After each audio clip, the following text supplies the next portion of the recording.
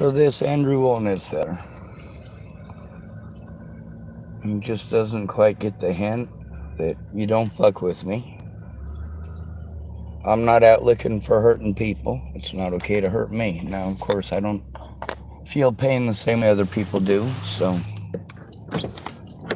yeah, people told me, oh, he hit you. I saw him hit you. Dude, I saw him hit you. I'm like, oh. Yeah, and I can actually see it in some of the videos, him fucking trying to, but it don't look to me like he hit me. It looks like he swiped my hair. Over and over again. You see, that's one thing about swinging at somebody who just spins around in circles. It's hard to get a solid hit on them because you're not hitting something that's facing you head on. It's spinning. Try catching a basketball that's spinning real fast with one hand. Good luck. It's going to roll off of you.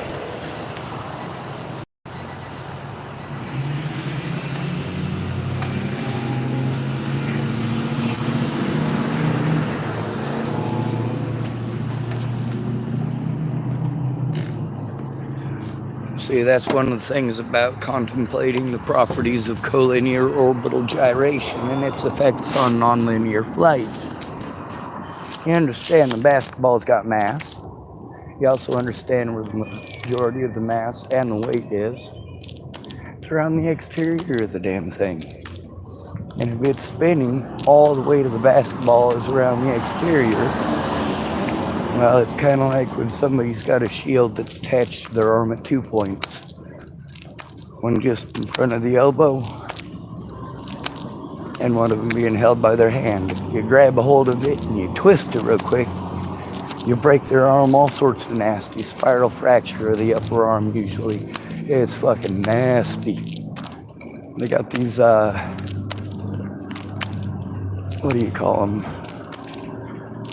The medieval knights trainer guys, you know, they see old manuals and shit from like the Middle Ages, and they just can't help themselves but try it. Well, now they have a whole new type of sports medicine specifically because of that type of fighting. Because once in a while with the medieval knights, it's a little bit different type of shield, but yeah, it's something you don't want to happen. You don't want someone grabbing a hold of your shield and twisting it. Oh my God, my back is killing me. Fucking A.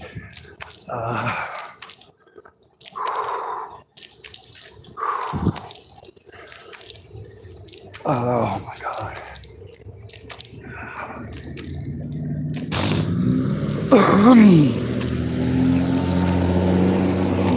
Anyway, it's obvious that if I'm not pointing the camera at him, he's just gonna troll me until I do.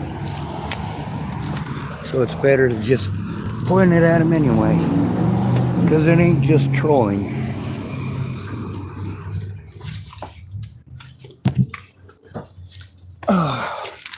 Cops will arrest me just on people pretending I might do shit. Smart fellers, huh? But for me, I have to have literally all of the evidence all lined up in a row. Signed in triplicate.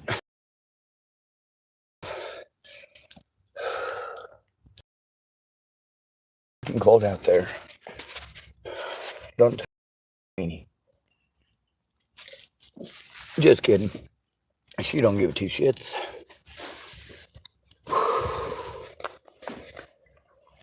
Brr.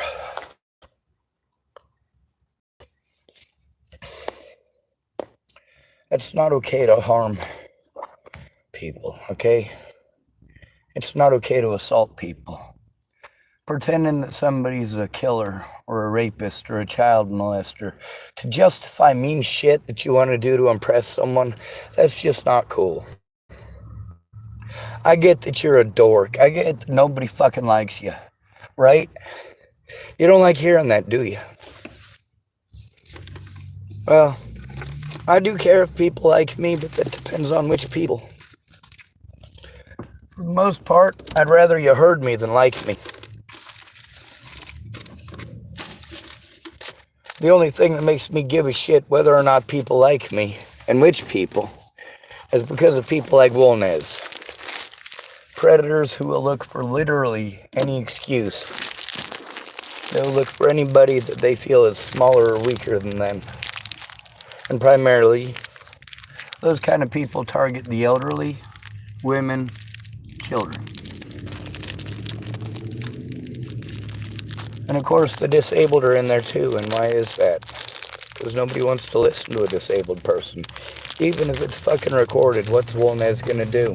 What's the most he's gonna get? You think cops will even try talking to him? Probably not. If they do, it'll only be to coordinate with him. Try to give him some pointers on how to twist it to the best of his ability, because to their best interest at this point, well, not their best interest, their most selfish interest. That's right. Cops, they got busted because they're stupid. I break the law, I get busted because I'm honest. Welcome to America, folks.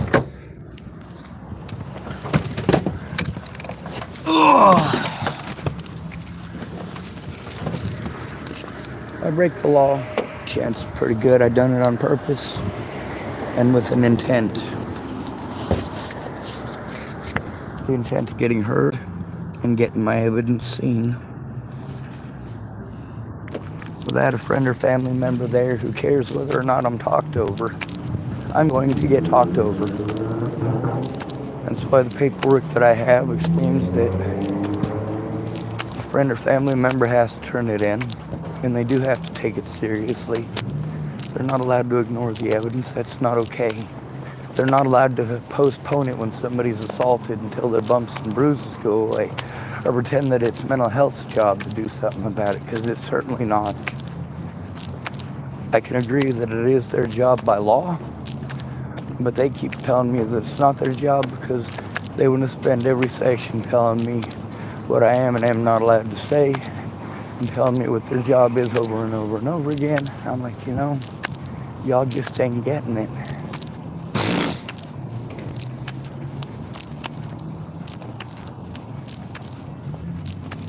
As a disabled person, I am entitled to certain resources. But also, as a disabled person, they deny me those resources by calling me mentally ill and pretending that I am retarded. God bless America, huh?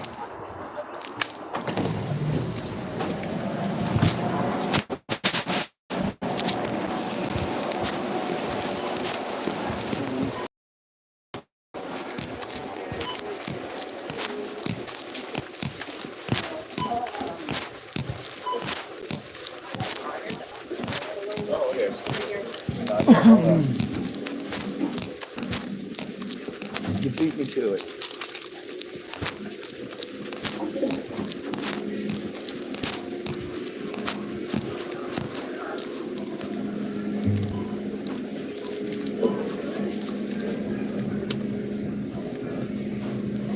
He said, oh, I'll look around.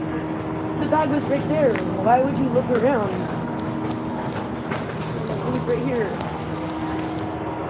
I saw one sitting on top of here earlier. Yeah, that's it. I don't know what I went inside. I don't have any cigarettes either.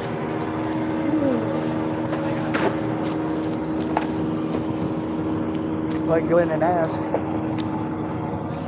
Yeah, will you? I can run there. Yes, ma'am.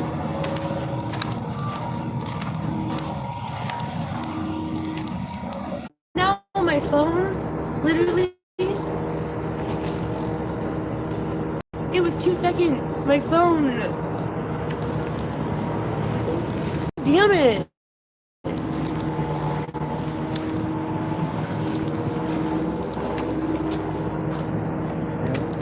No one's gonna kill. He was supposed to be making a sign right here.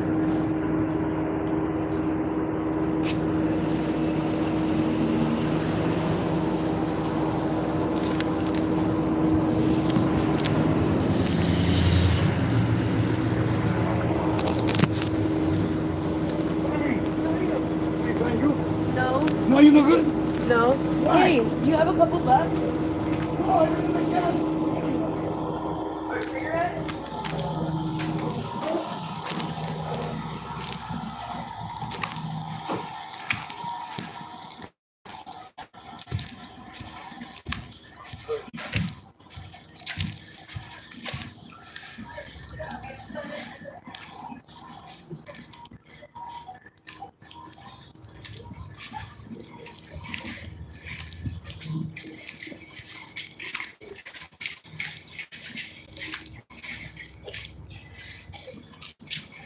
Sorry. I've seen you somewhere before. Alright, so there's this thing that I get on the interweb, right? Like if you type it in all right and you do it all perfect, like then you can get stuff that's sent to you. Like sometimes it's Safeway and you get to go in and you buy stuff and you rate how shitty the people who work there are, which is really cool. But most of the time, what they want to do is they want to have you go in and buy something and then do a customer survey. And then you give them a number for the customer survey. And that one right there, you can get anywhere from a $5 to $100 Starbucks loan. But about 20% of them are the secret shopper ones, or they say, all right, well, go in, buy this item in specific, and then you can test it out and tell us how the product did, and also tell us how the people at the store were. That's awesome. You know, and those ones, they might pay you up to $100. I mean, most of them are like $5 or a gift card to Wendy's or, you know, something like that. But yeah, That's pretty cool, though. it is.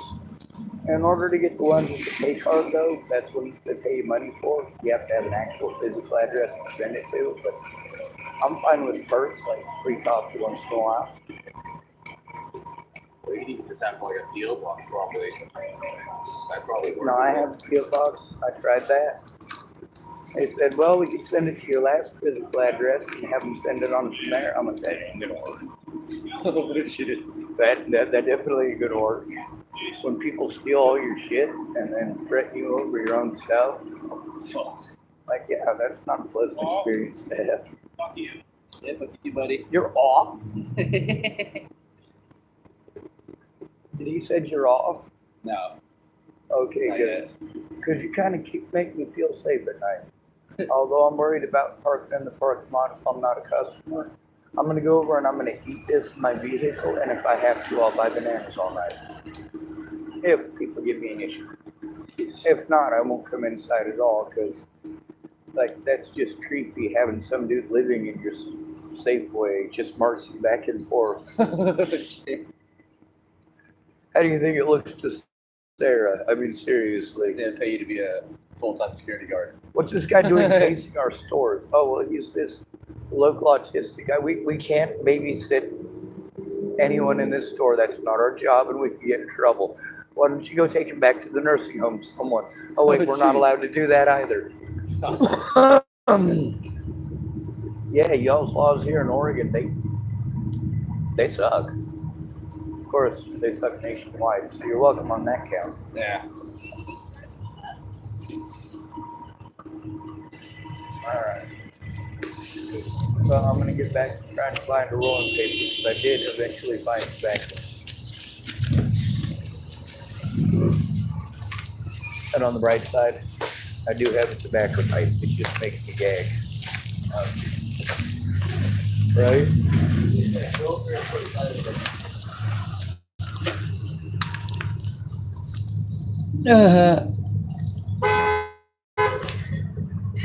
My day right now.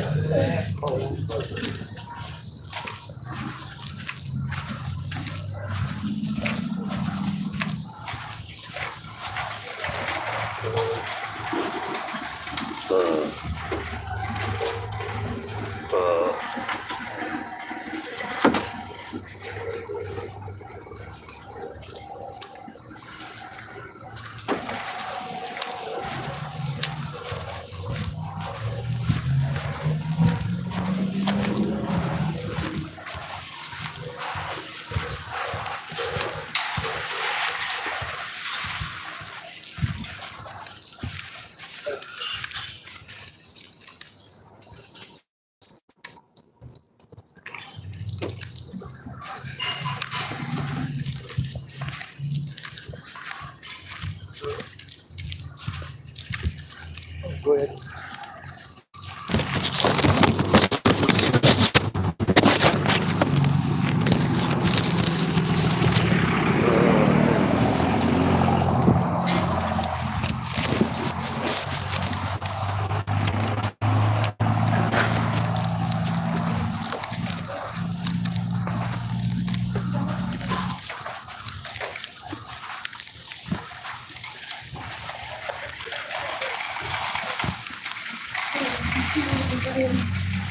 Were you able to come up with that $40? Huh? Were you able to come up with that $40 yet? Not today, I haven't.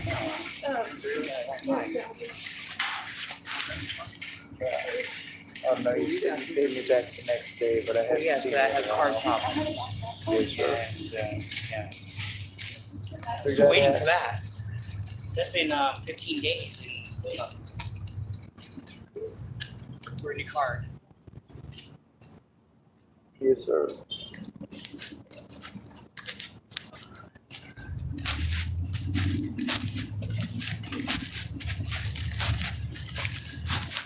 Go ahead.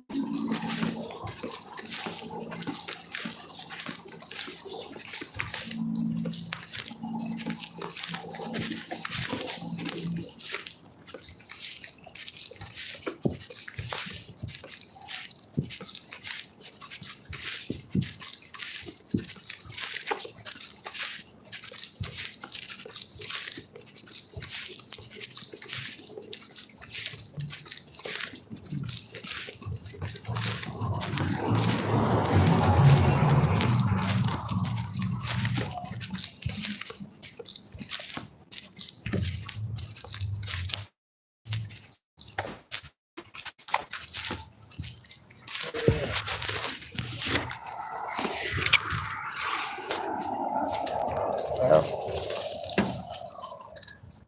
on the bright side, there's a multifunctional role there. You got to hear Brian getting angry and having an attitude. He was very dishonest with me about the whole situation. Part of it he was honest about. The information that he omitted could have led to me losing all of my things, including all my evidence.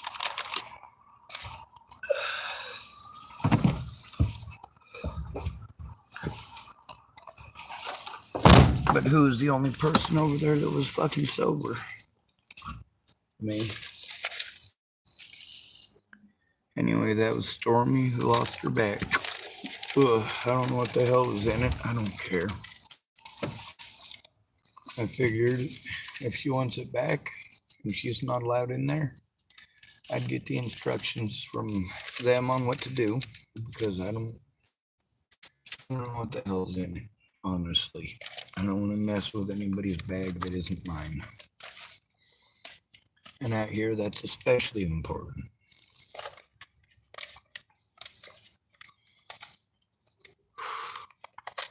I did get some chunks of chicken. Thank goodness. I like food. Oh God, that smells good.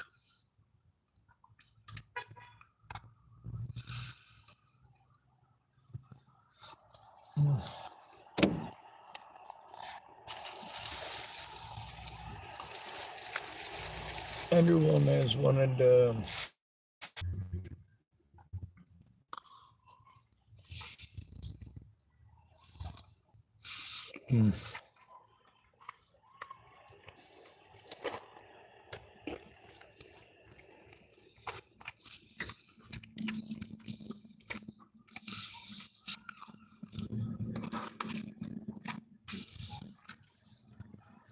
Apparently, in this point, I'm supposed to be a legend in my own mind or some shit.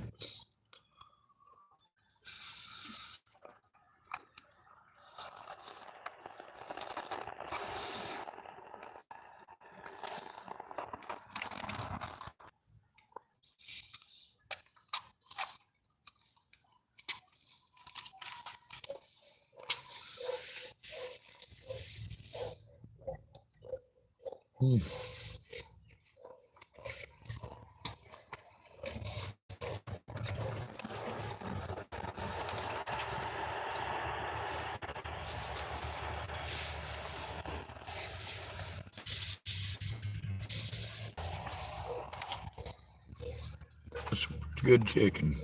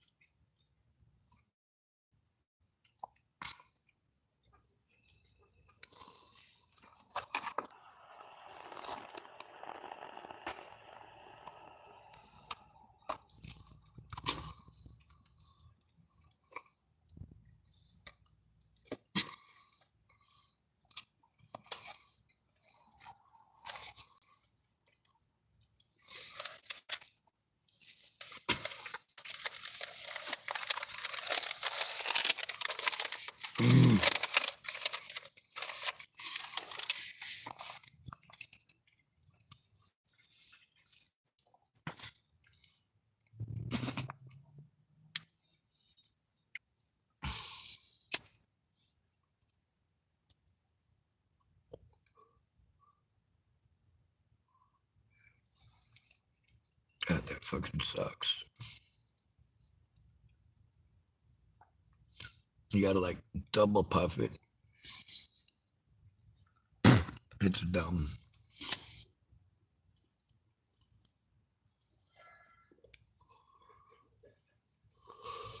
Uh, uh.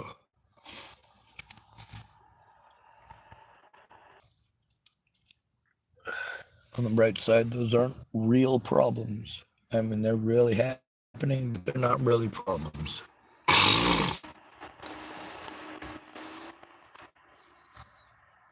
I don't get everything all the way I want every time I want it. It's actually something I am used to, which is contrary to popular belief.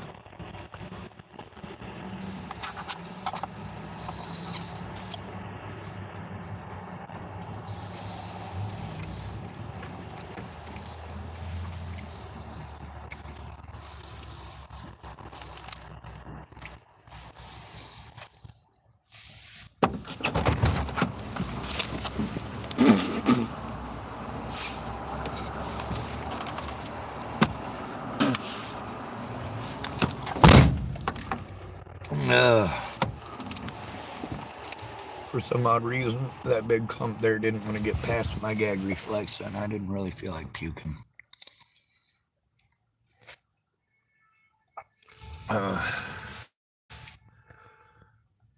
I do have a lot of the stuff set out for my emergency kit. I do have $10 that I can use either for gas or for... One moment, let me get what's in my pocket out. Coffee in the morning.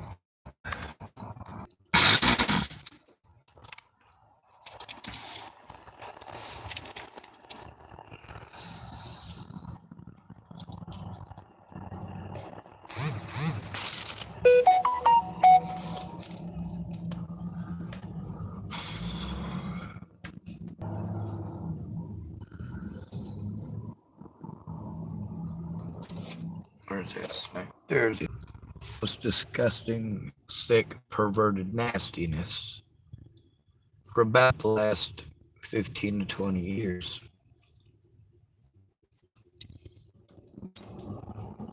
First person to direct a whole shit ton of hatred at me all at once over men was a woman named Regina Cowden.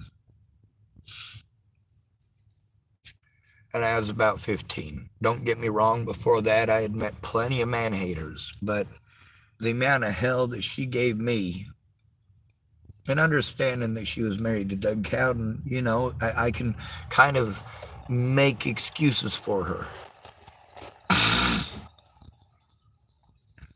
Like, sure, she was a fucking shitty goddamn person, but I knew Doug Cowden. He was a sweet talker from Tennessee.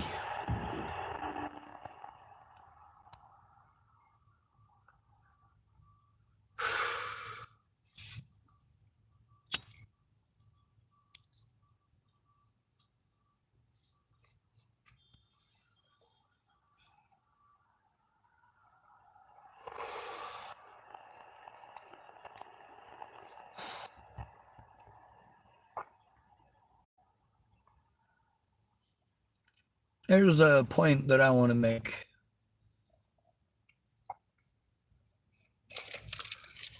Most of the time, you're not going to have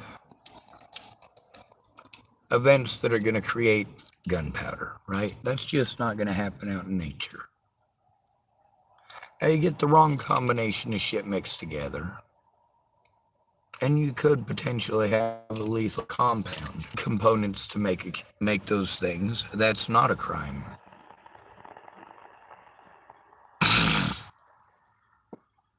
When it comes to explosives, because of the volatile nature of it, and also black powder, it can be considered an explosive, but really it's a propellant, and it depends on the ratios that you use.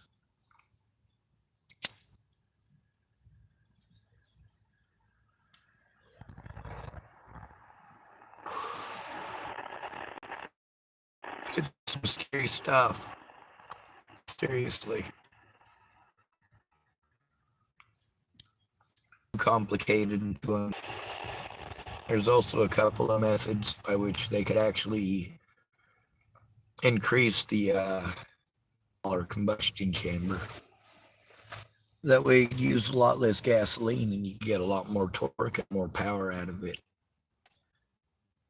Now the way that I designed the torque nozzles.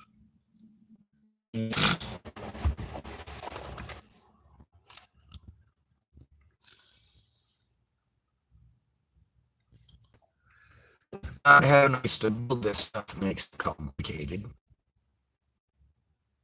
But one of the things I keep looking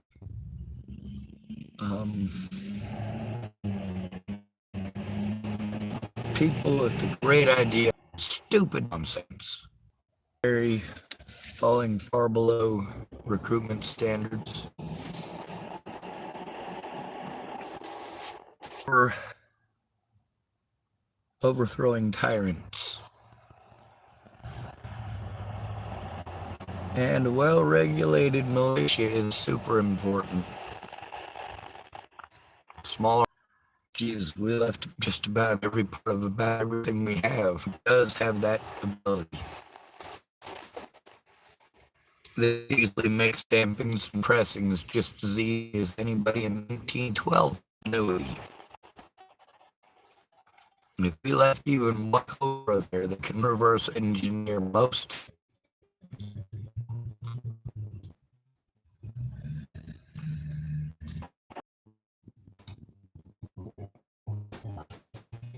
anyway, I do, when I say items, I mean it's true or not with sometimes democracy. Andrew Wolnez is not the first predator to come at me. Certainly not. Now, I do have permission to hit certain places at certain times. Also, I didn't. White SUV, taking a right-hand turn. Couldn't quite see who was there.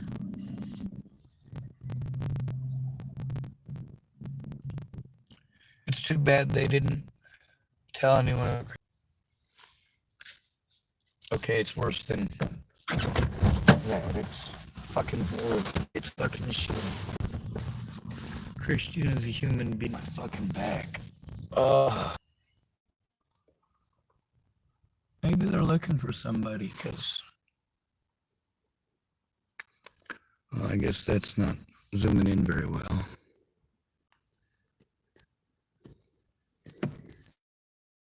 I guess maybe I can zoom in now. See, right, I don't have better quality on this.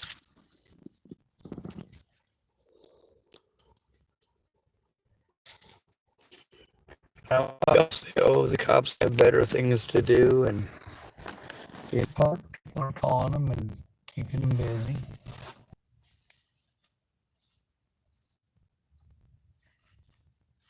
Most of the people out here on the streets were victimized into it.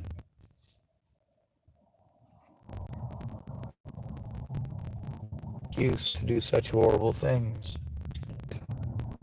And for many of them, they try to hide the term mentally ill and pretend it's never. But then when they realize what a horrible thing they're doing to themselves by doing that, some of them do come forward. There's brothers, fathers, uncles.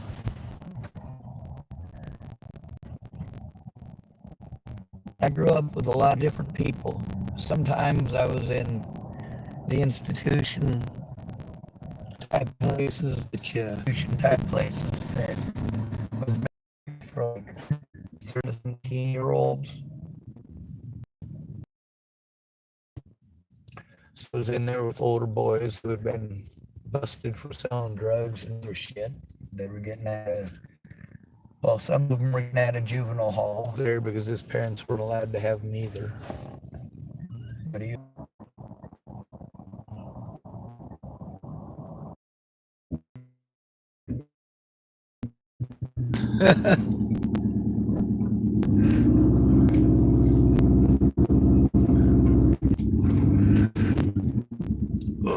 it ain't far away. There's a couple of people here who, well, they're not going to let people fuck with me here. And I am following instructions as far as that goes. If they give me different instructions, then I'll follow those. I'm pretty good about following instructions. When it comes to people's safety, though, no, I'm not going to say good fucking things. If people's lives are at risk, I'm going to speak up. Pretty easy. No problem. Symbols. Easy to follow. If somebody's being harmed, give them the option of me going in with them so they don't have to do so alone.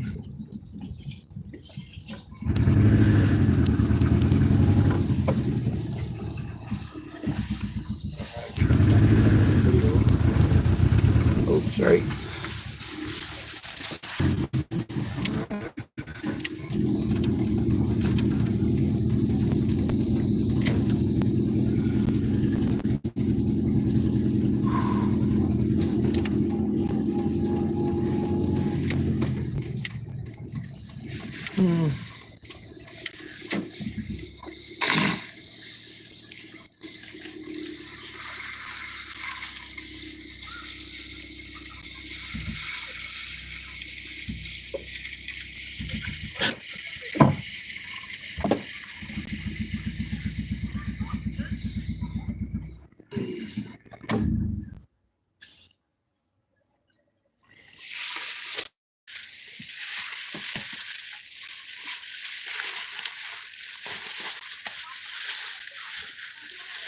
I don't drink. I don't do drugs. I don't fit in.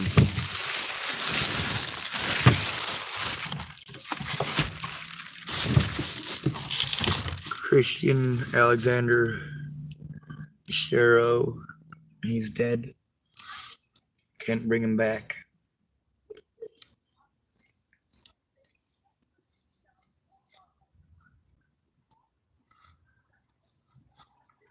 And then there's people like Andrew Wolnez who just, they think it's okay to terrorize people. Well, that's on you, not me. Don't ask for the truth if you can't handle the truth.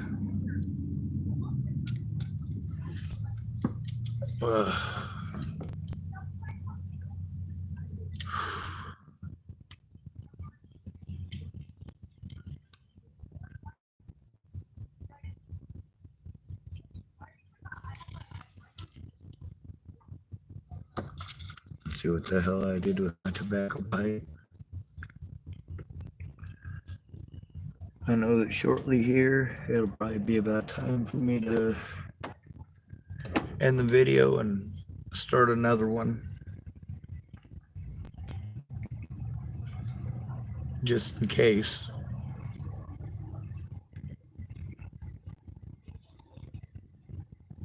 Some of these videos get pretty long.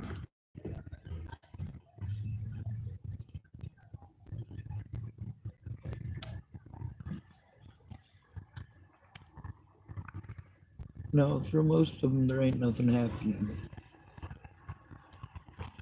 But the ones where something is happening, it's something that shouldn't be happening.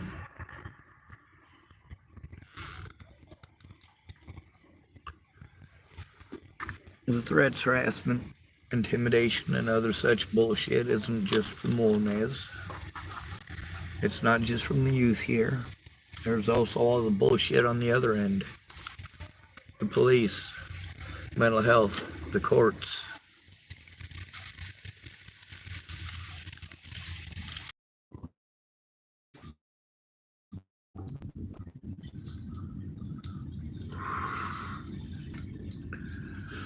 Not having enough for a cigarette sucks.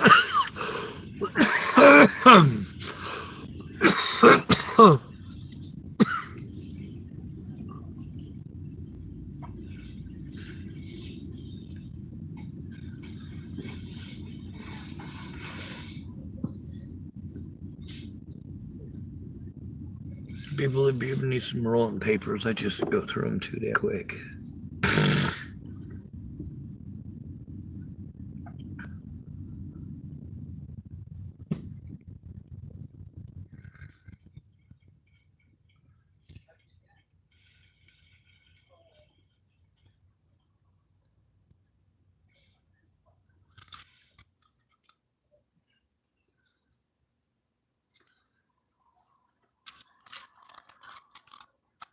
Oh, hell.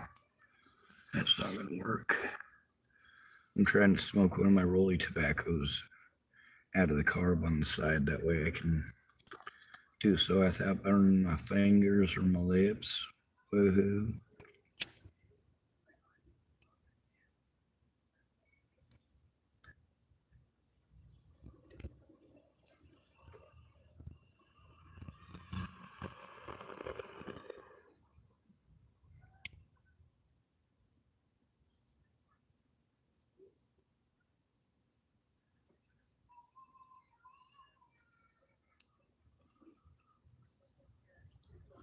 Well, it doesn't work great,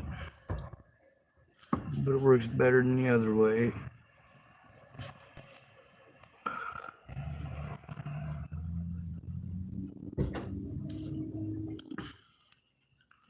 Being homeless is a bunch of bullshit just on its own. Police are fucking douchebags to nearly all of us. Some of us are lucky enough to be pretty white girls.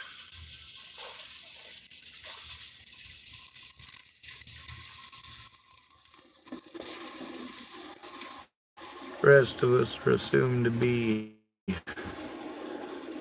filthy, disgusting drug addicts or worse. And we're treated that way. At hospitals, at clinics, police stations, nationwide. Seen as a easy way to make a quick buck.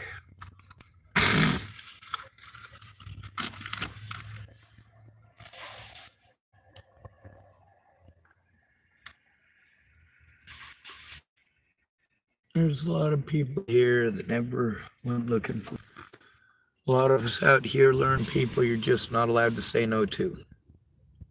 If you are of a certain gender, you're not allowed to say no. All of us boys were taught that no means no thing. Now I want you women to consider how many times you've let a predator go. What I mean by this is that after you made your initial attempt to tell your mom or your sister or your best friend what was going on, did you ever attempt it after that, or did you just keep on cutting on yourself? How far did you get? Did your predator get away? If he got away, what are the chances he did it to somebody else? Or many somebody else's many times?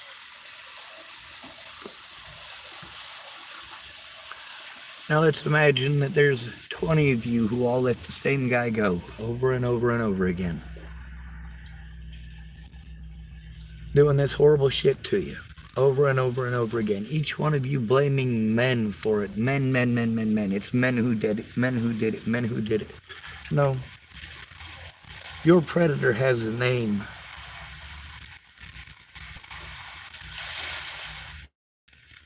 It's disgusting to keep that shit to yourselves, or that you tell somebody like me and then you want to swear me to secrecy. Natalie Bollinger never swore me to secrecy. Also, your secrets are not safe with me. When it comes to people ending up dead, I don't give a shit who you are. Now, of course, I can pretend like I would do bad shit all I want.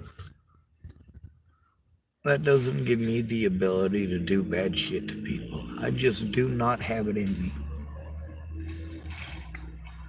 I have it in me to say some mean shit back to people. But even that, I gotta psych myself up for it.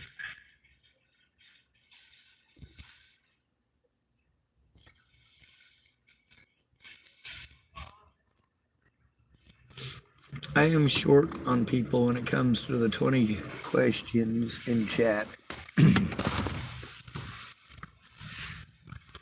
That's only because there's new stuff being added to my story all the time.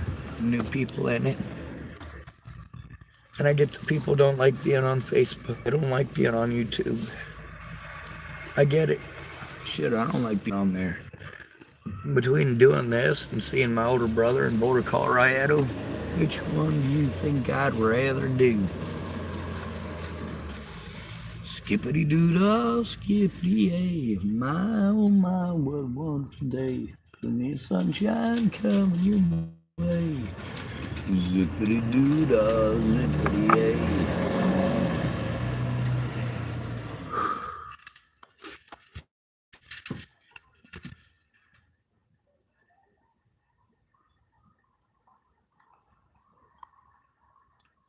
I never know when someone's gonna come up and victimize me. I try to anyway.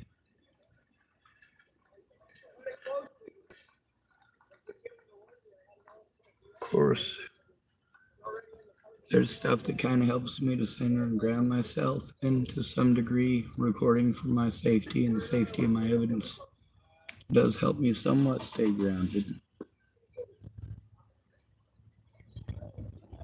But there's also the stuff that's my interests that I'm not able to do or listen to when I'm watching this channel.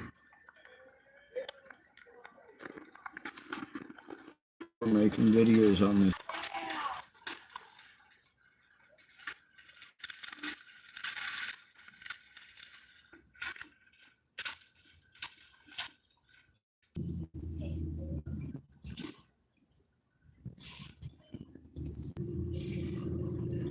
Stuff that I've been trying to get some people in Nebraska to look at, just because I know they're stupid.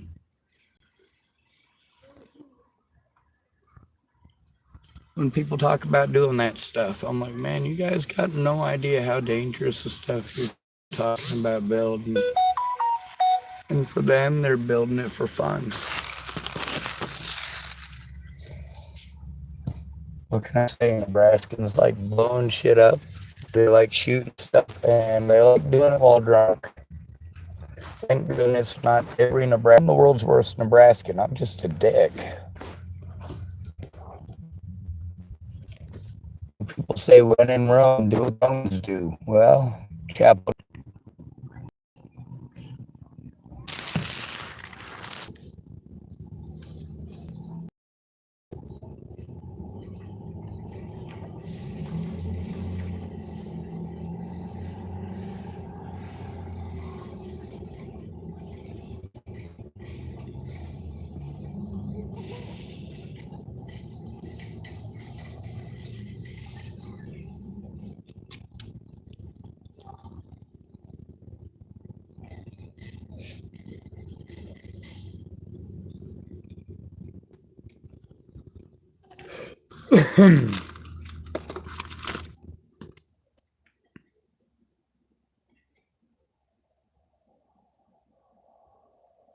All right, so there's a dish that I was looking for, and I don't know the name of it. This might be it. It says Darcy, but that can't be it because this looks like it's fried noodles. And the stuff that I had, it was homemade flat noodles, about, I don't know, 1.5 inches long by about, I don't know, 1/4 inch wide. They were pretty decently sized noodles, but well, maybe 1 inch long by 1/4 inch wide. They were pretty decently sized, but they had honey on them and cinnamon, and they were absolutely delicious. But they weren't crispy, it was just noodles.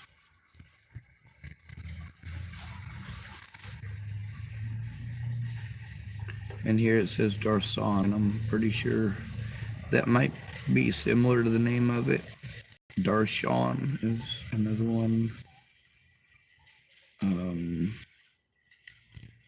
Noodle ice cream, India. No, that's not it.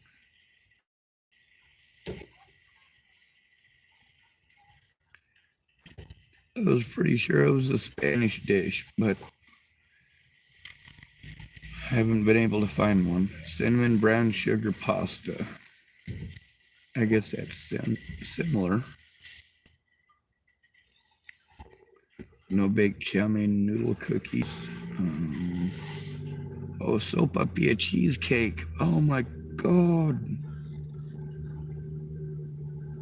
Hell yes.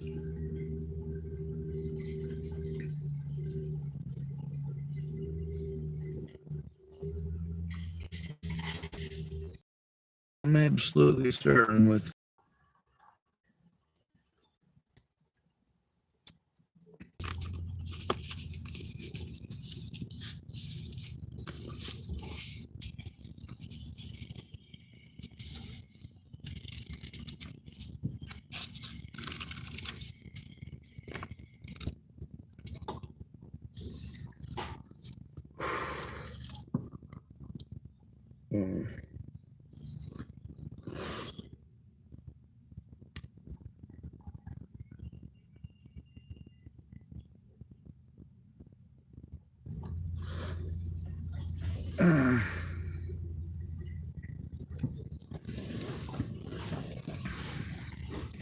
anyway, it's talked to my channel about the situation. Just because, I mean, what am I going to do with the time? And there's times of the day that people are more likely to victimize me. Those are the times of day when I really need to have my lights. Sorry, I was watching somebody drive by whose lights are off. So I messed up a little bit. Anyway, I try to fill in the space with what's going on, why I'm overwhelmed, what I'm able to do. I mean, it's not like my friends took any time to find out that shit. If they did, they had this whole, oh, well, I can't fix that, I can't fix that, I can't do nothing about that. I'm not asking you to do any of those things. I'm asking you to listen to the issues that I have so you know my hurdles and my roadblocks. Once we've done that, once you understand what I'm up against, Well, then we can work together to try to put a stop to it if you actually care. But it's difficult when it becomes 20 questions and then it becomes frustration because you're wanting to try to wrap it up because it's eating up too much time. We've jumped all over the timeline as far as the explanations go, so now you don't even know when certain events happened. It just kind of becomes a jumbled mess to you. Anyway, let's see what we can work with here.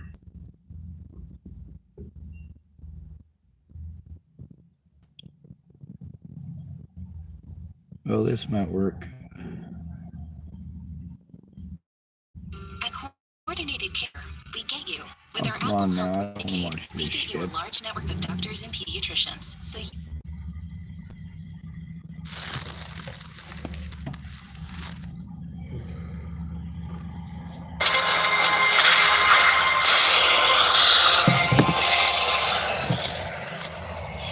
By late January, Rommel is down to 228 tanks, 139 Panzer IIIs and IVs, and 89 Italian tanks, infamously known as metal coffins. The British have more than 400 tanks, including 160 Valentines, and more than 230 medium Crusaders. The Allies appear to have the Panzer Army on the ropes. But Rommel isn't finished yet. As he writes in his memoirs, it was clear to us that the British would try to destroy our army with all the means at their disposal. Our southern flank lay wide open and they had a large choice of possible operations to choose from. A constant threat would hang over our supply lines, but the British were not to have the chance of exploiting their opportunities. For I had decided to strike first. the plan is pure desert fox. Push southeast through the unoccupied Turn it desert, up again, then swing north, hitting the overextended British flank. Spearheading Rommel's attack are formations of the Panzer Mark III Special. It's designed for tank combat, with 50 millimeters of frontal armor. But it is the Mark III's armament that gives it the edge, with a 50 millimeter main cannon, able to fire armor-piercing rounds at ranges up to 650 meters. In early 1942, the British 8th Army has nothing that powerful. Our long 5-centimeter guns were outgunning the English ones. They didn't have long barrels at that time yet. Their guns had shorter barrels, and that meant less penetrating power.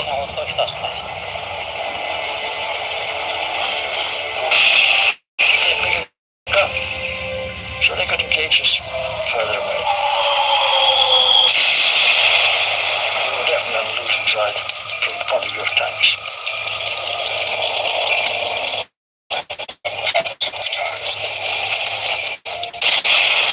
The Crusader is the mainstay of British tank forces.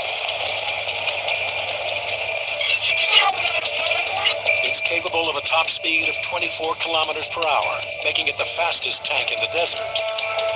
But the speed comes at a cost. The Crusader has just 32 millimeters of armor plating, leaving it vulnerable to anti-tank fire.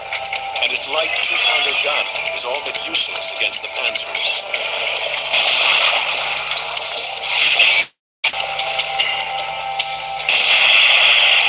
All that counted was on one side the thickness of the armor, and on the other side the penetrating power of the gun. Those two factors were constantly competing against each other. Better armor was built, and better guns were built.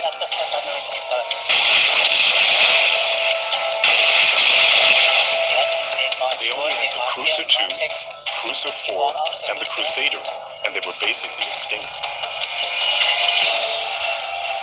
Rommel is betting his 228 Panzers can beat more than 400 British tanks. And on January 21st, 1942, he attacks. In the vanguard is gunner Wilhelm Hagios with the 15th Panzer Division. We went uphill for a bit, just a few meters. Tank commanders of World War II. Or tank We open commanders, fire. I guess.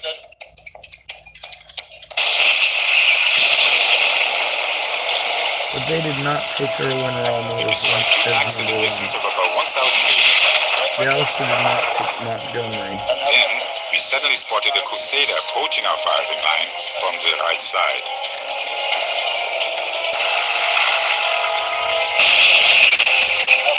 We brought it down when it was around 600 meters away.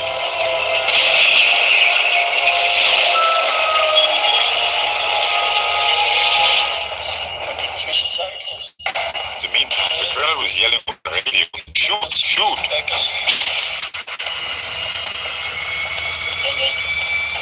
The Grant had approached our flank from the left side. The colonel was yelling, "To the left!" I turned the crank like crazy, until finally I had my sights on the tank. It filled my entire visual field. That's how close it was.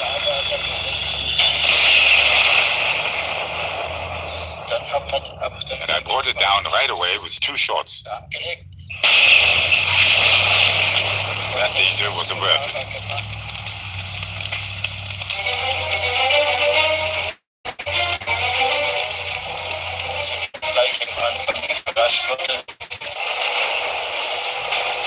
The Grants, which arrived from the U.S. just weeks before, joined the Crusaders on the battlefield as the newest addition to the British arsenal. The Grant was a very good tank, and we first got the Grants just before the Battle of Alamein, and there was a turning point. Take it from there.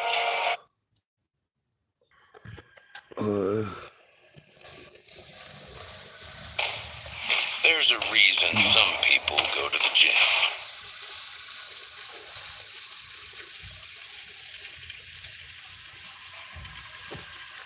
Let me see. Somebody typed down, so I'll read it.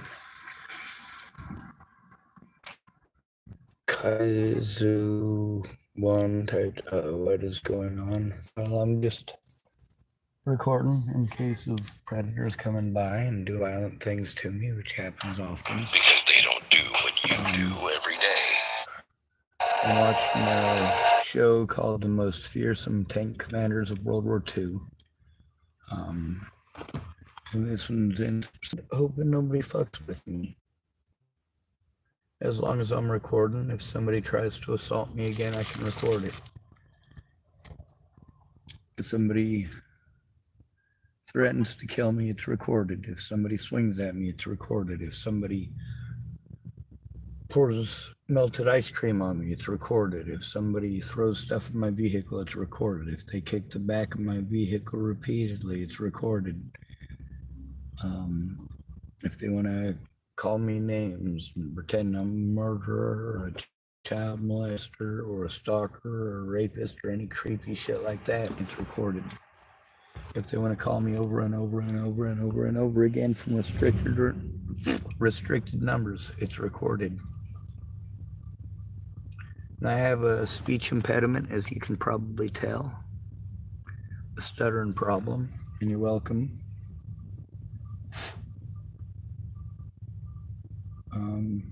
I'm also jonesing for a cigarette. I do have a tobacco pipe, but it sucks a lot. It doesn't work for shit, so.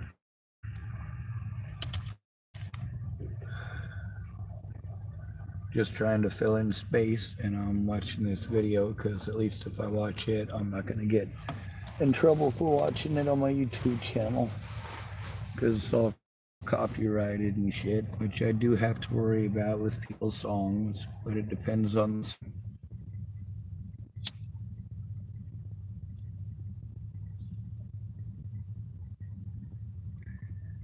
YouTube automatically filters it out. What the hell?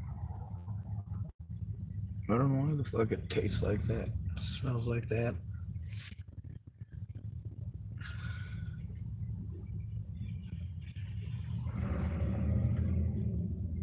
I'll just not smoke that one.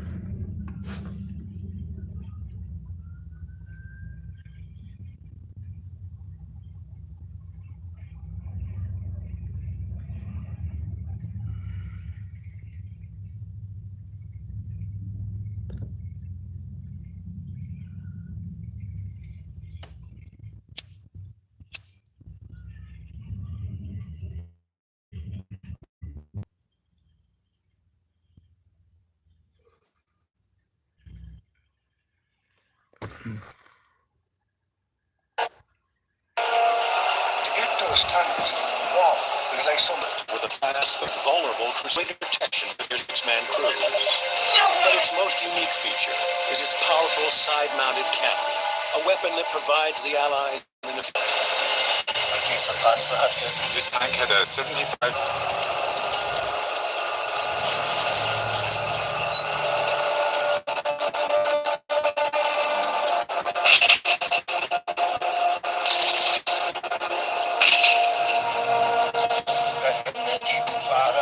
Because when you were flanking them, you were attacked from the left side, and you had to turn the whole tank to fire.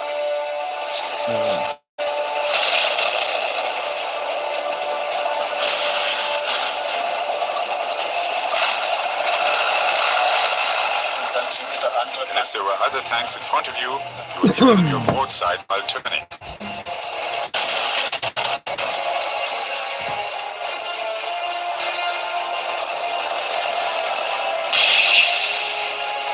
It was a big surprise. But the tanks aren't to stop Rommel. His flanking attack catches the 8th Army by surprise. 5 months, the Desert Fox pushes farther and farther east, capturing the key Allied port of Tobruk and winning back all the ground he had lost. By the end of June, the Panzer Army is inside Egypt and approaching the coastal village of El Alamein.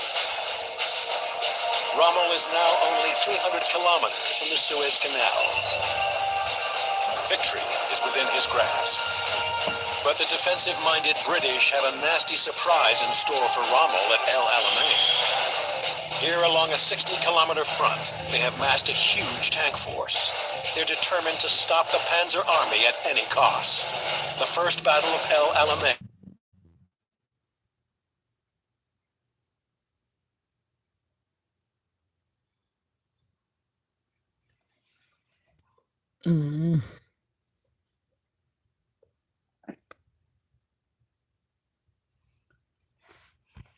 That's always nice when I'm not getting fucked with.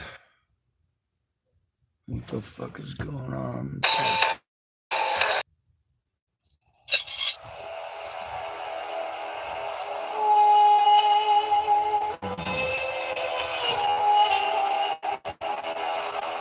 El Alamein, Egypt. A remote desert outpost on Africa's north coast. Today, little evidence remains of its turbulent past.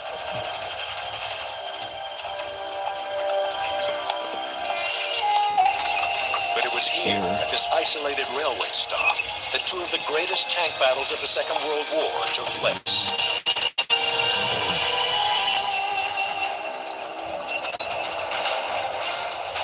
June 1942. For 5 months, Erwin Rommel and the Panzer Army Africa have been fighting their way east, intent on overrunning British-held Egypt, swinging north and seizing the oil fields of the Middle East.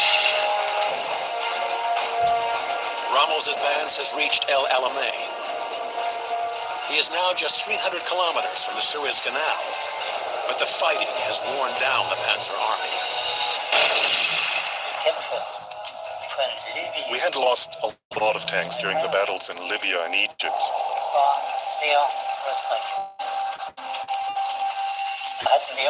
Our group only... By the time they reach El Alamein, Rommel has little to throw into the fight. 2,000 infantry, a few dozen artillery and anti-tank guns.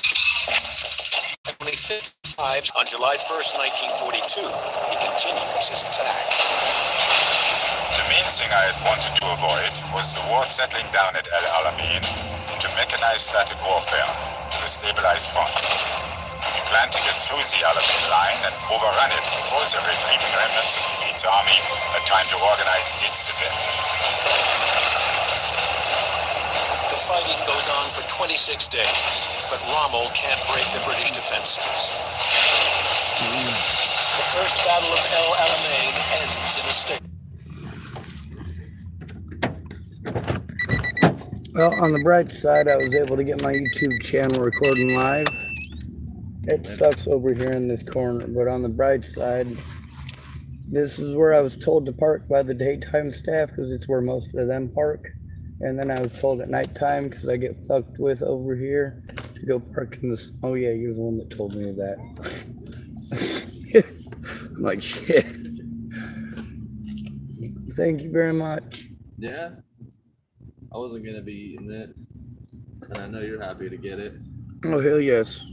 I'm also really thankful for that friggin' apple pie. I'm not gonna forget about that. I'm gonna remember that probably till the day I die. It was delicious.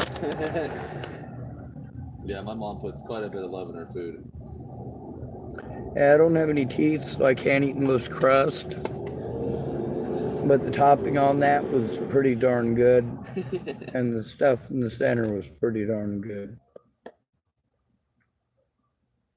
So I take it you're off shift for the night? Yeah. All right.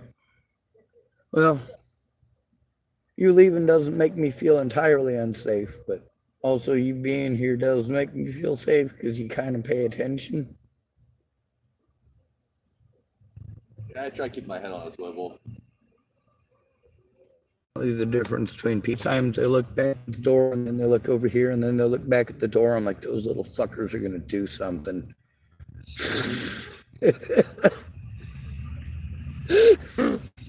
Well, it's not like they don't telegraph it. Yeah.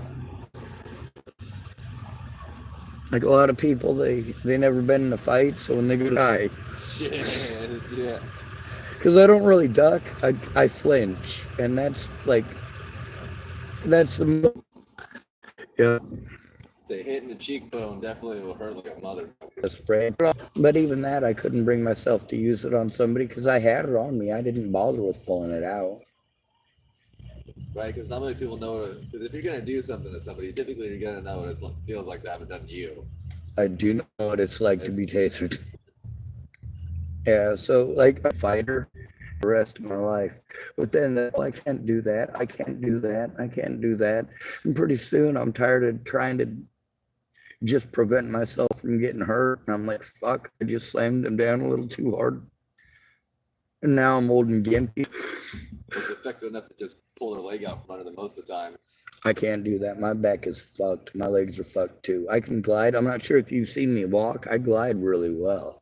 It's carrying anything on my back, carrying stuff lopsided, or at this point, walking without a cane. My muscles. All right, you know, when you get done with a really hard day of manual labor, Yeah. at the end of the day, everything fucking hurts and feels like jello. That's my body all the time. Holy Jesus. Yeah, and I try to telling people that, and they're like, dude, I got back problems. I'm like, it's not the same thing. I'm sure of it because you are able to function far better than I can.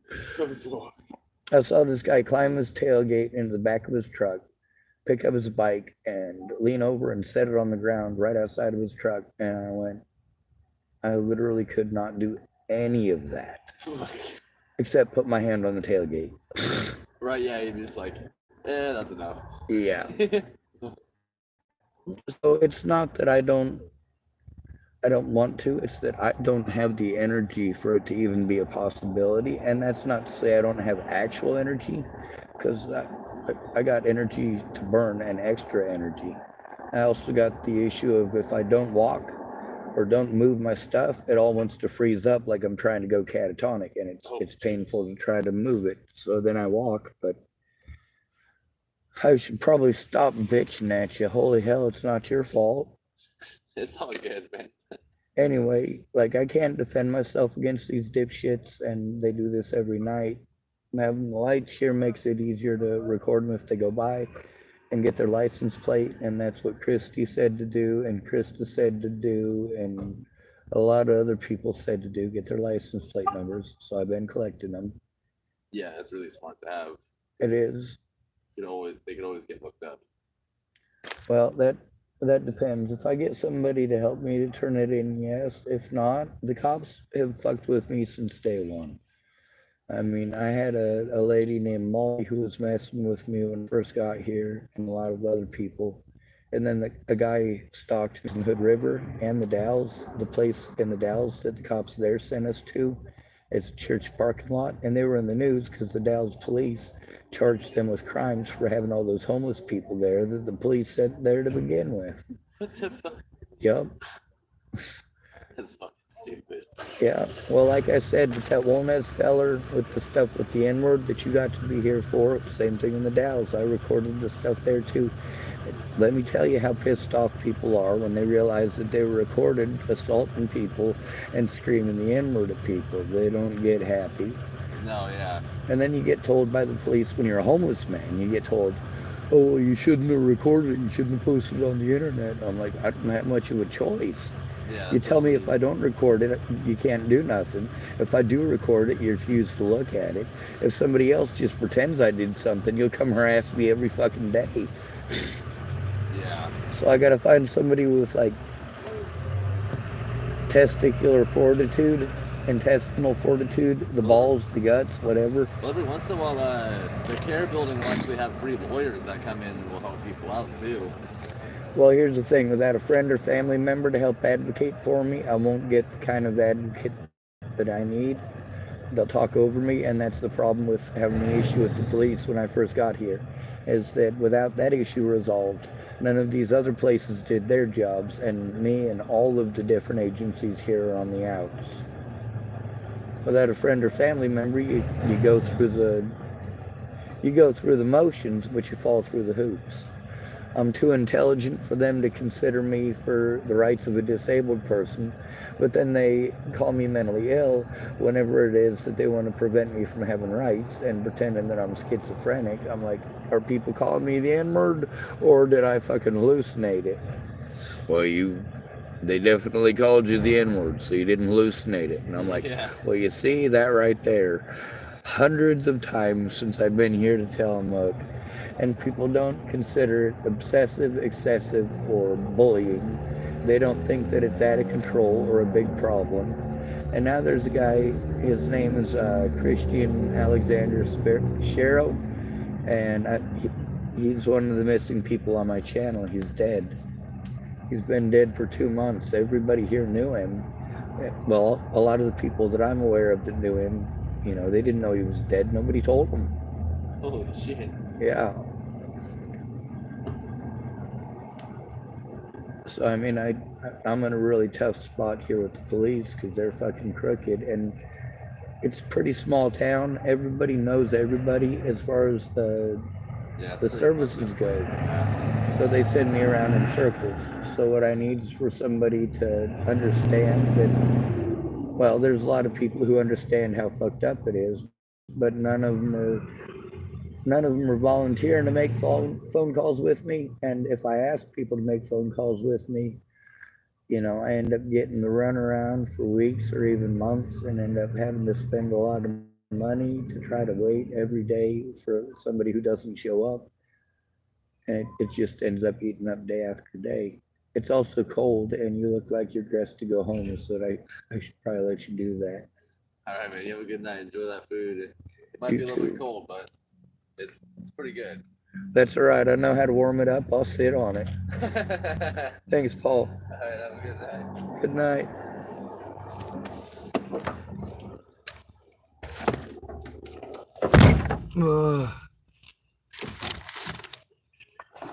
Oh, Scheiße. Was ist das?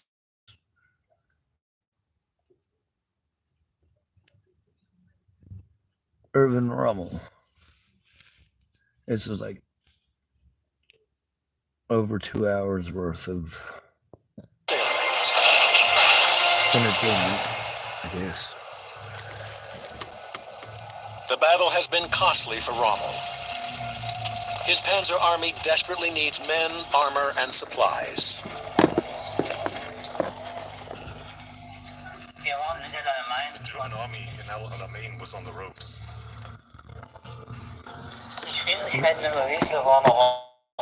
The biggest problem in the desert was a lack of water. You were always lacking water. It was even worse in El Alamein. It was now 1,500 kilometers to the standpipe. Every drop had to be transported by road. Rommel's rapid advance across North Africa has left him a long and vulnerable supply line. Reinforcements, fuel, ammunition, food, and water must be trucked 2,000 kilometers to the front.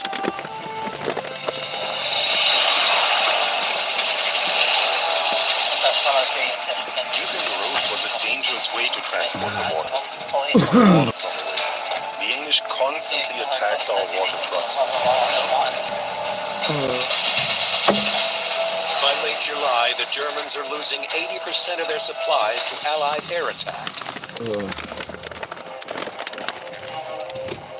In August, the 8th Army receives 500,000 tons of supplies, including 368 new tanks, and a new commander, Lieutenant General Bernard Montgomery.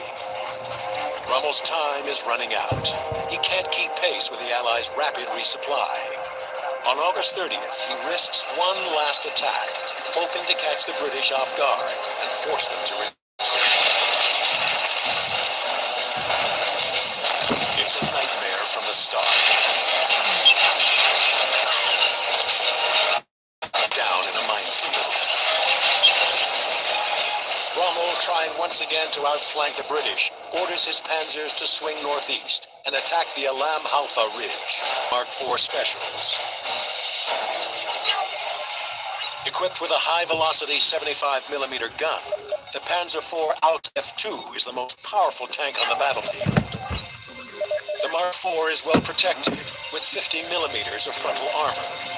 But its heavy armor comes at a price. Each tank weighs 23 tons and burns 470 liters of fuel per day. Fuel that has to be trucked across long and vulnerable supply lines.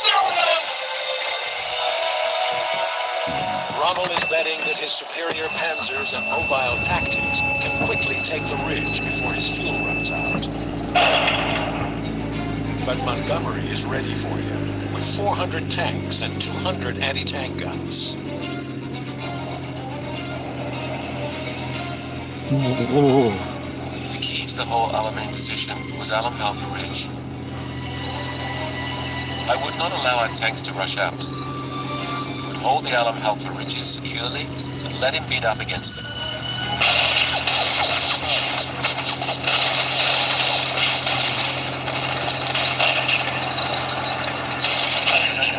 The first evening when we got there, we had a shotgun battle with some English tanks.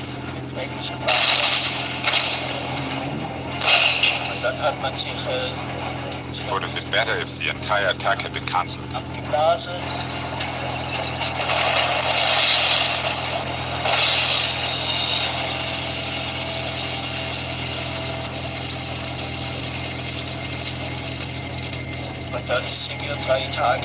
And we got bombarded by artillery and low-flying planes for 3 days.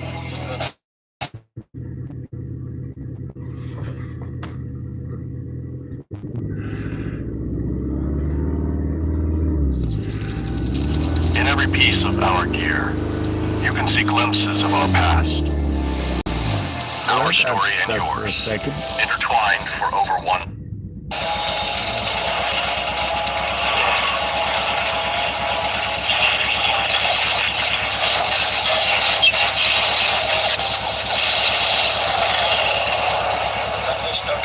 You hear the bombs approaching one after the next.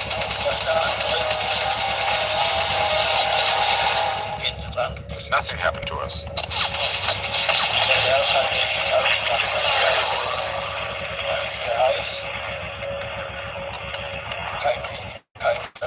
No supply vehicles got through to us. We only had a few scraps left to eat.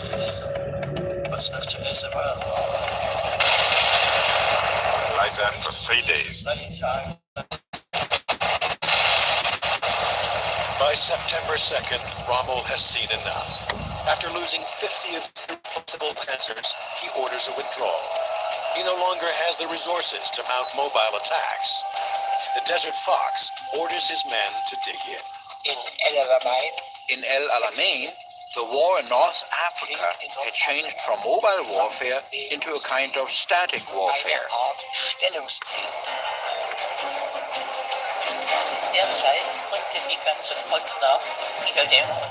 The entire front was moving up, and the new front line was now between the mosque in El Alamein and the Qattara Depression. It was a 60-kilometer front. The German line at El Alamein is ideally situated for defense.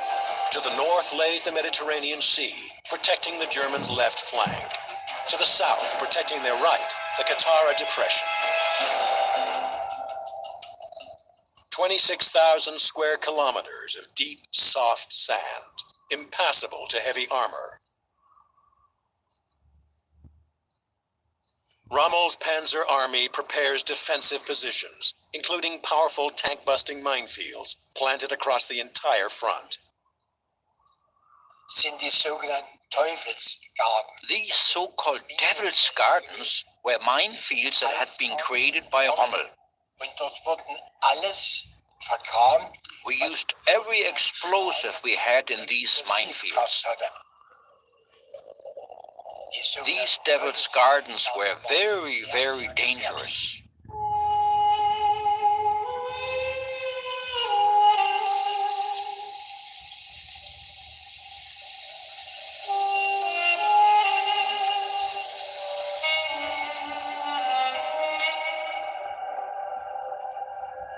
This area is called El Mitariya. This whole area was mined. From the railway station and the sea to the depression. 70 kilometers, all mined. So many people lost their lives in the war. A funeral. In 1946, they withdrew and left behind the mines, but they were surrounded in barbed wire. They were marked with the sign of death, the skull and crossbones, but the signs were removed. The mines are still here, and there will never be an end to that.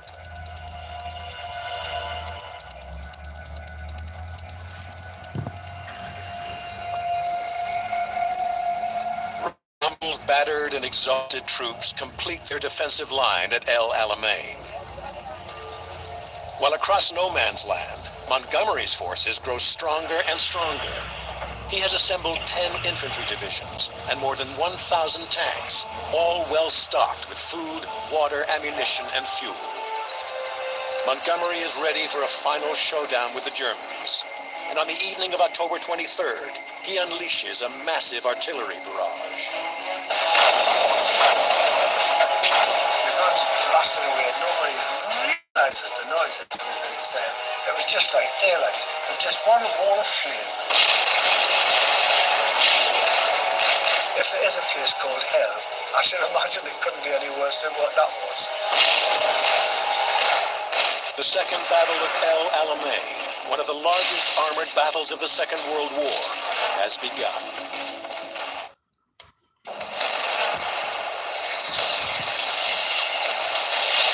October 23rd, 1942.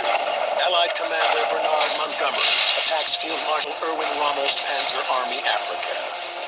And it begins with a massive artillery barrage. It's just like daylight. It was just one wall of flame.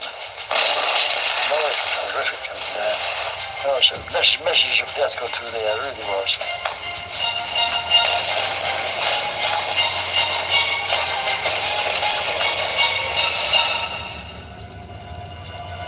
Montgomery follows up with 700 tanks in a three-pronged armored attack. 2 in the center and south are diversions intended to pin down the bulk of the Panzer Army. But Montgomery's main force will attack German lines in the north, aiming to occupy the Coast Road and the strategically important Kidney Ridge. Hi, Mark Barton at Sandy Hook Promise here, December 14th, 2012.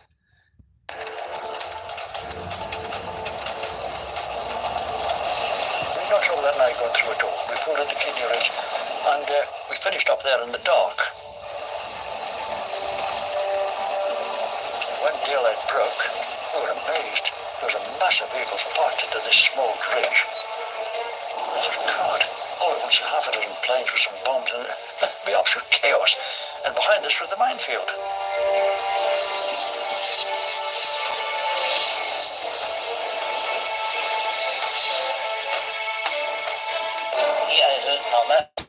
They had 5 or 6 times the number of tanks that we did.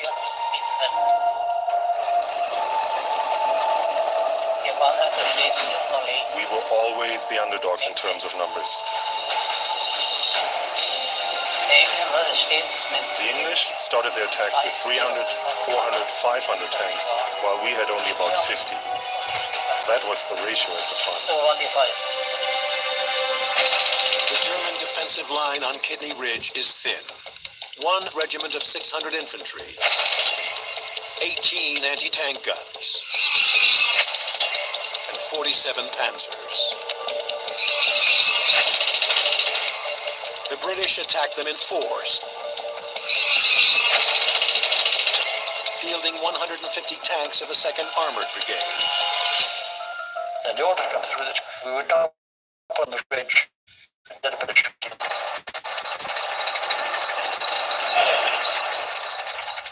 I'm searching for a target. That's my job. You're gonna carry out my orders. There's so much dust flying about. That is really chaos. Dust. Target. There. Travis left. Travis left. Fired that tank. And it's that one. I was wounded right on the first day. Got hit in the knee. A shell penetrated our armor and exploded inside our tank. These splinters were flying around inside us. I need to get out fast. I managed to open the hatch right away and fell out, more or less.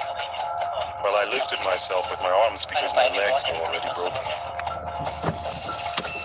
Open the hatch, pull yourself out, and then drop yourself down. It was 2 meters to the ground. You knew it was going to. I'm using my engine compartment to reheat that piece of chicken and the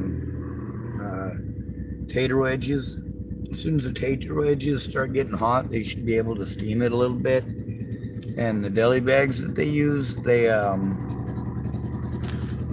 have kind of a lining inside of them, so it should steam it pretty nicely and keep the flavor of, well, engine components and gasoline and exhaust and oil and antifreeze,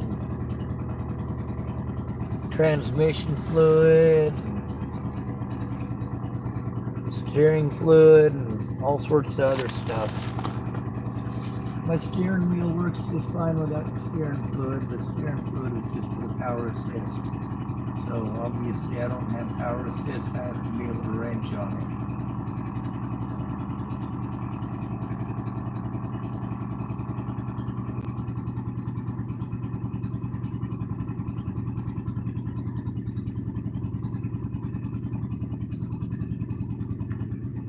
Hopefully there ain't no issues with wolnez tonight. Hopefully he's bright enough to stay away from me.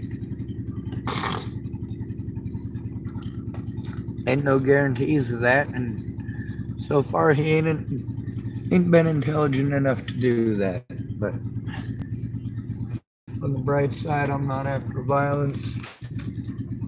I'm not after hatred.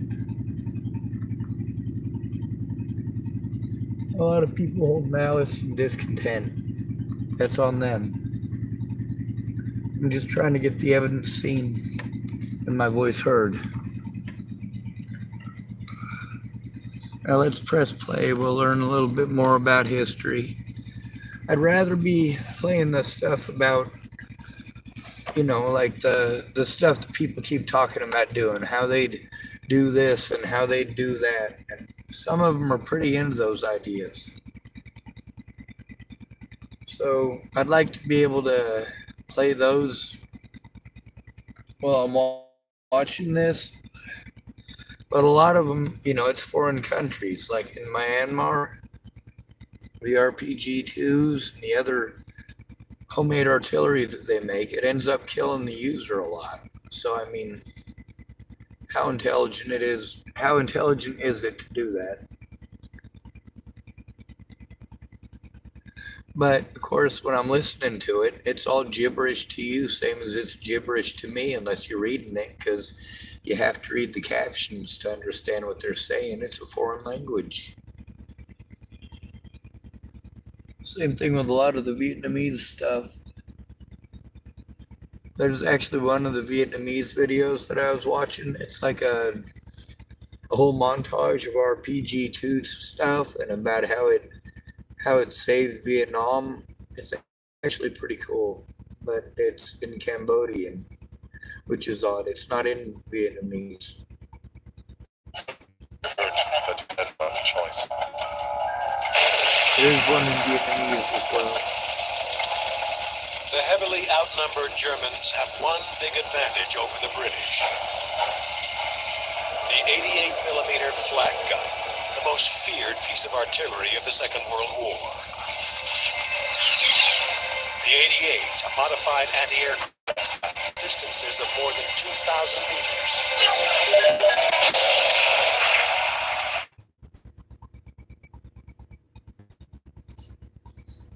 God, man, it sounds like shit, don't it?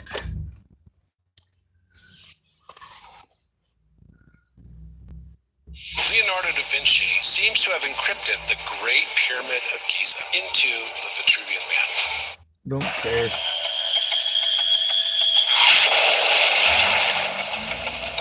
When they used the 88mm gun as an anti-tank gun, then of course we were definitely on the losing side. There was another regiment on our right, which was one of the two regiments that had come from Palestine, never been in action before. You go into action and try and keep the hull down, just get up high enough to be able to use your gun. And they were sitting out there on top of the ridge. An 88mm fired 6 rounds and blew up 5 tanks.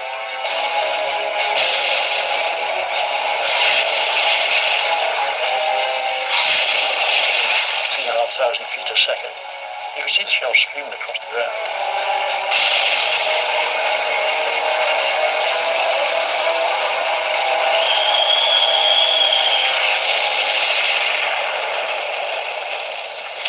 They're there before in a flash.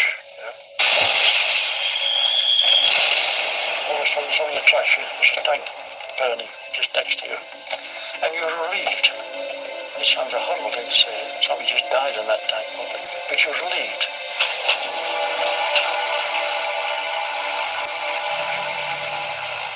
But you know, stories from actual veterans of the half a battle. degree on that site, it was you.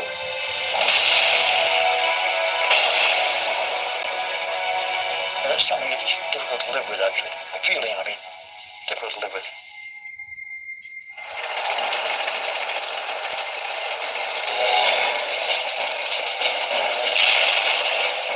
By the end of the first day of battle, Montgomery's tank forces had made only modest gains at a cost of 1,600 casualties and 120 tanks. But Kidney Ridge remains in German hands. Montgomery now prepares for an even larger attack. One he hopes will break Rommel's stubborn Panzer Army Africa for good. Enter the Stuart. Impossible. October 23rd, 1942. Allied Commander Bernard Montgomery launches a 3-pronged armored attack in an attempt to crack German defenses at El Alamein. Rommel's men are too well dug in. The attack fails, even though Montgomery's forces outnumber Rommel's 2-1. The central advance has stalled near Ruisat Ridge, and hundreds of British tanks are trapped in German minefields. The next day we sat around. We were shelled fairly frequently. It was artillery shelling, mainly, so we were all right in the tanks. 4 lanes were going to be cleared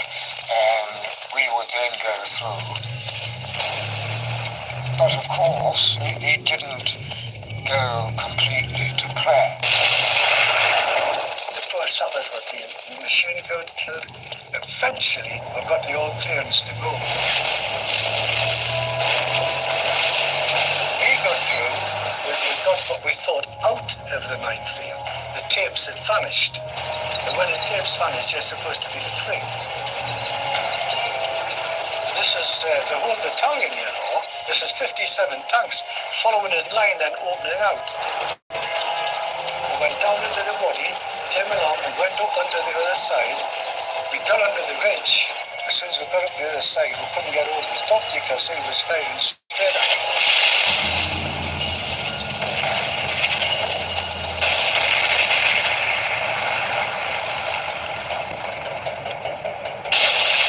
You could see his shell, the AK shell, coming along towards you. Across the desert in the daylight.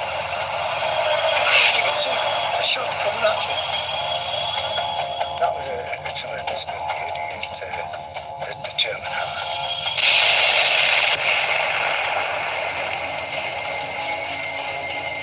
We start taking on the anti-tank guns, firing the HG.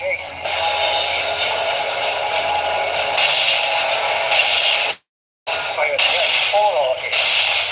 And machine gunning.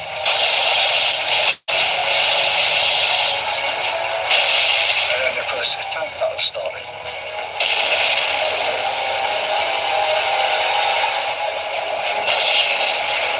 We lost 3 or 4 tanks before you could say Jack Robinson, you know, got pulled up, you know. You're just there, you're laying it all up, you know. Then again, the next thing, up went my tank. And what? We struck one of our own mines and went sky high. They're all bailed out, the two in the bottom were pretty well knocked up. I was alright, I was in the turret. Commander was alright, he got out. I jumped out, pretty smartish. And when I landed down here, there's a Tillamookkk between my feet. I jumped out and I thought to myself, well, how lucky can you get? Mayhem going on. A lovely moonlight night then. What happened? Getting a light I came across, dropping all these flares. And he saw all these tanks all nicely in a straight line and he started dropping bombs.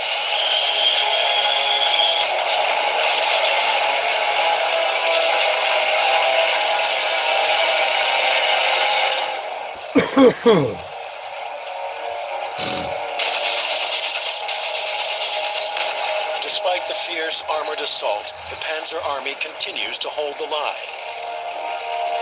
Rommel expects Montgomery's next attack to come in the north, and he redeploys all of his remaining forces. Among them is 20-year-old Rudolf Schneider from Rommel's own combat group.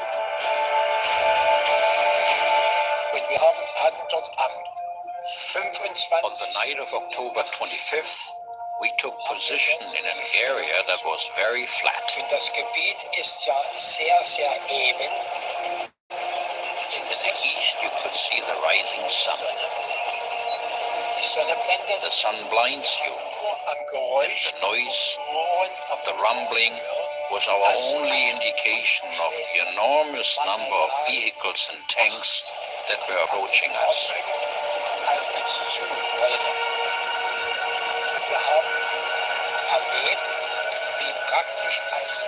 And we saw 400 or 500 British tanks approaching the German lines from the east.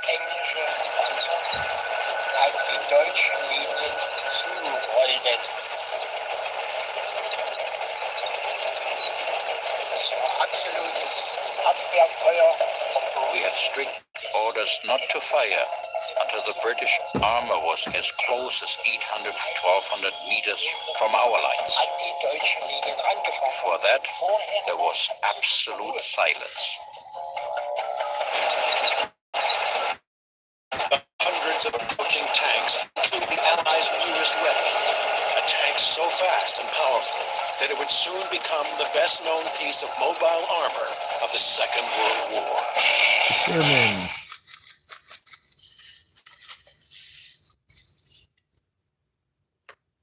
Here are the top 3 dirty self-defense moves. Number 1, throwing dirt in your opponent's eyes. Throwing an object at your opponent's eyes is a very underrated self-defense move. You can do this with dirt, a drink, or any...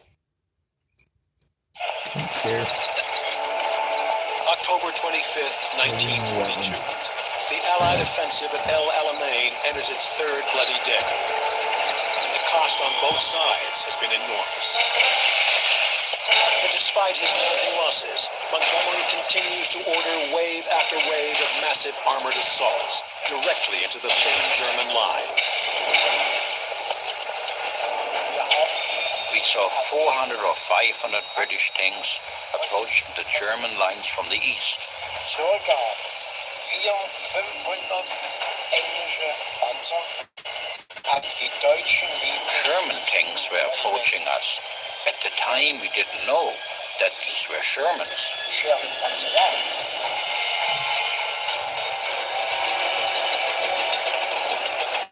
Landmark moment in the history of warfare.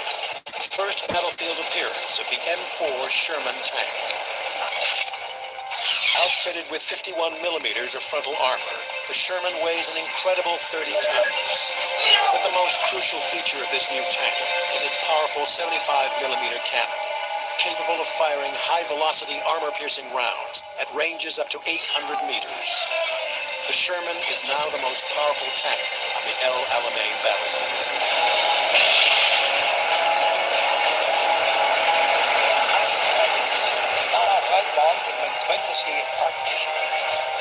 We waited until they were visible to our naked eyes.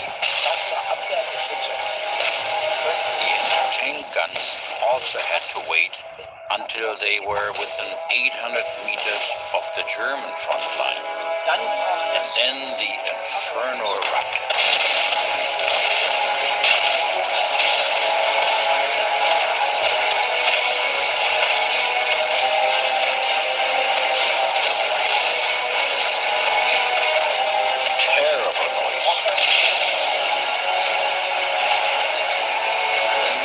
Explosions. Terrible screaming.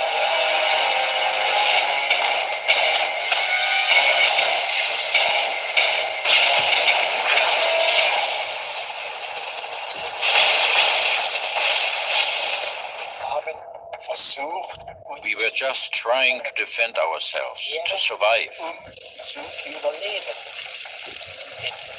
The tanks were still approaching our line.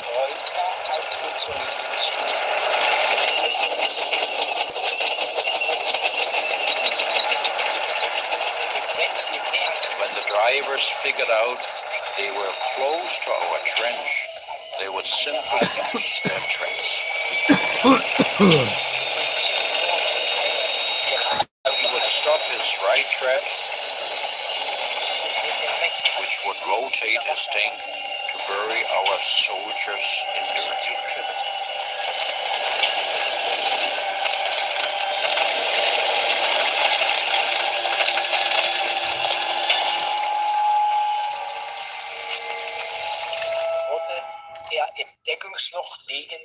The soldiers in the trench were buried alive or decapitated.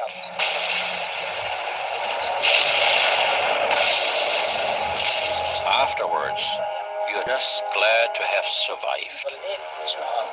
Yeah, reality. It's amazing when that sets in, isn't it? Like, holy shit, everybody around me is a fucking barbecue. What the hell? Around 300 to 450 destroyed British vehicles in Lowlands. They were burning.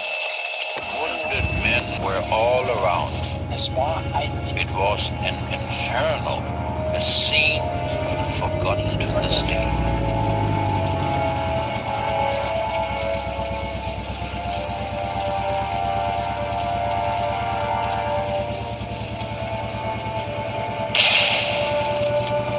Because Monty was a fucking idiot.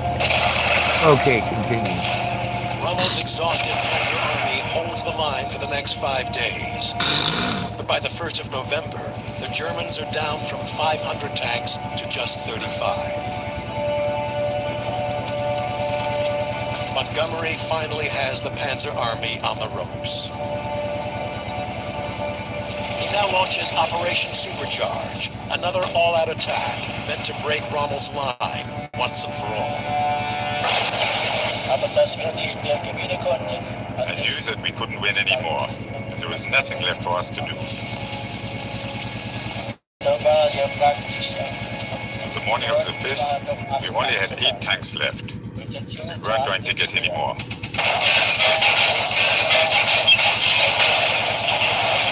That this was the end of the Africa campaign, but nobody would talk about it. Not a word. In terms of equipment, this was inevitably the end of the German army. The fighting goes on for 2 more days, until Rommel, with only 12 panzers remaining, finally orders a retreat, ending the Second Battle of El Alamein. It's the first major Allied victory of the Second World War. And it was a Pyrrhic and loss. Comes at a steep price on both sides.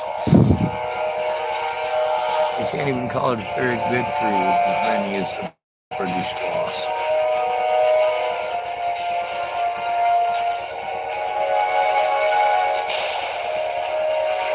So they erected a penis statue. Of Rommel's forces, 5,000 are killed, 8,000 wounded, and 35,000 captured.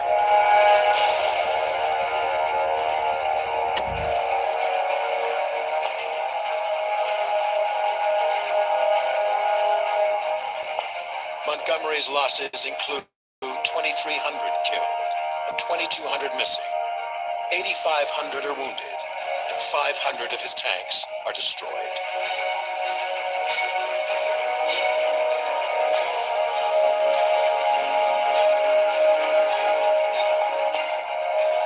I've seen life just 10 to 1 odds.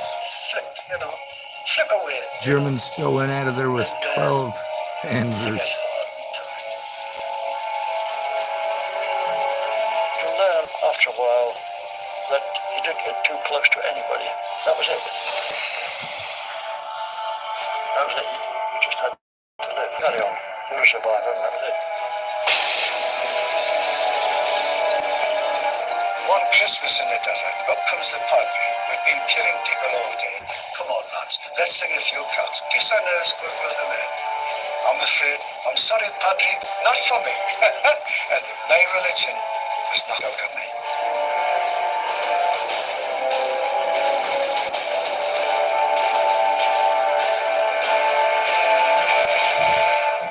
North Africa, 1943.